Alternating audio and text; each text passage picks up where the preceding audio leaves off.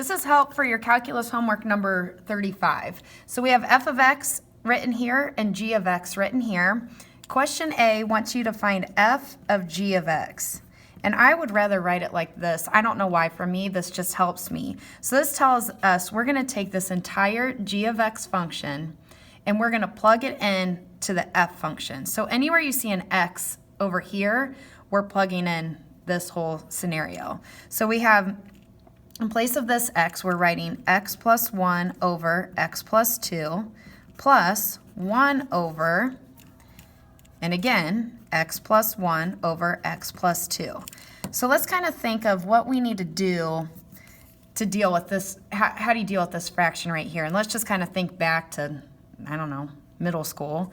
If you do 3 divided by 2/7, you make the first fraction 3 over 1, and you multiply by the reciprocal, and then you just multiply and you get 21 halves. We can apply that here. We're taking 1 divided by this fraction, so that I'm just rewriting this as a division statement. And I could write that as 1 over 1 multiply, oops, not 1 over x, 1 over 1 multiplied by the reciprocal. So you're just taking this fraction times 1, so it's just going to be x plus 2 over x plus 1. I think that's going to be an easier way to write this. So I'm going to rewrite this function as x plus 1 over x plus 2 plus x plus 2 over x plus 1. So this is our new function. This is our f of g. And then we're also asked to tell what the domain is. Well, the domain is going to be all x, except x is not allowed to equal -2 or -1. And that's kind of how I would write it. It's just like, this means like all real numbers except -2 or -1. So now let's kind of do the same thing, but backwards. So now we're taking the g function and we're plugging the f function into it. So anywhere you see x over here, you're plugging in this whole expression. So instead of writing x plus 1, I'm going to write x plus 1 over x plus 1. And then in the denominator, I'm going to have x plus 1 over x plus 2.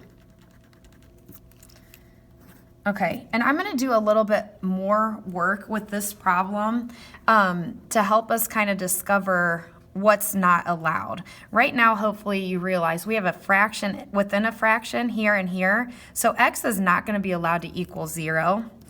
But we're going to also have a couple other answers. So to kind of help me do this, I don't like having the fraction within a fraction. I'm just going to multiply everything by x. We're allowed to do that as long as you're consistent. So this will become x squared plus 1 plus 1x over x squared plus 1 plus 2x. So there's going to be one other situation here that makes this denominator equal to 0.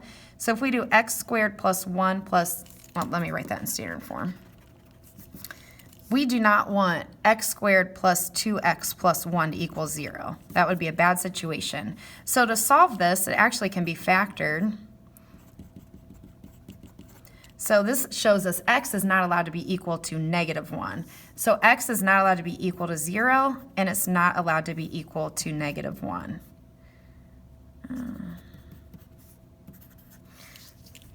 Okay, hopefully that helps. All right, f of f. This is weird. You're plugging the f function into itself. So anywhere you see an x, you're plugging in this whole thing. So instead of just writing x here, we're going to say x plus 1 over x plus 1 over, and then this whole function again, x plus 1 over x. So now we have fractions within fractions. Hopefully we can see that x is not allowed to be equal to 0. And now we get to just practice some algebra because this is such a mess right now. Let me look at what I did.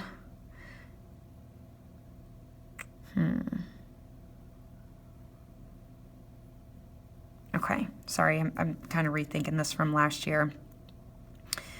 All right, whatever you do to one, let me get a different color out. I'm gonna get I'm gonna get this red color.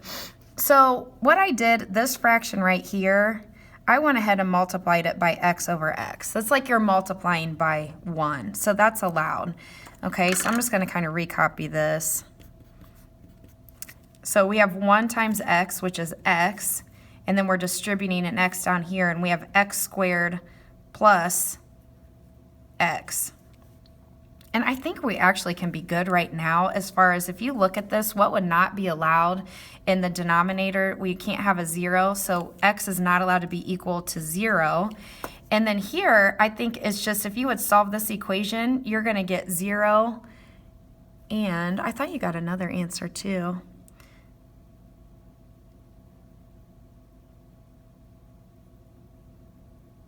Maybe -1. Yeah. You can kind of think that through a little bit, but if we would have a -1 here, -1 squared is 1 plus -1, that would make that denominator equal to 0. I guess you could think of it here. -1 plus, oh, I guess that is allowed. I'm sorry, I apologize. Why don't you, on this one, you could even type it into Desmos and see. I think the answer, and you can look in the back of the book, is just 0. I had another answer here, and then I erased it. So I believe this is the only thing not allowed. If you plugged a -1 up here, we'd be okay, because you'd have -1 plus -1, which is -2. So I'm gonna get rid of that. Okay, and finally, g of g. Hopefully you guys can try this now. So you're taking this g function, and in place of this x, you're writing this whole expression. In place of this x, you're writing this whole expression. And we're going to talk about it and check it in class on Monday.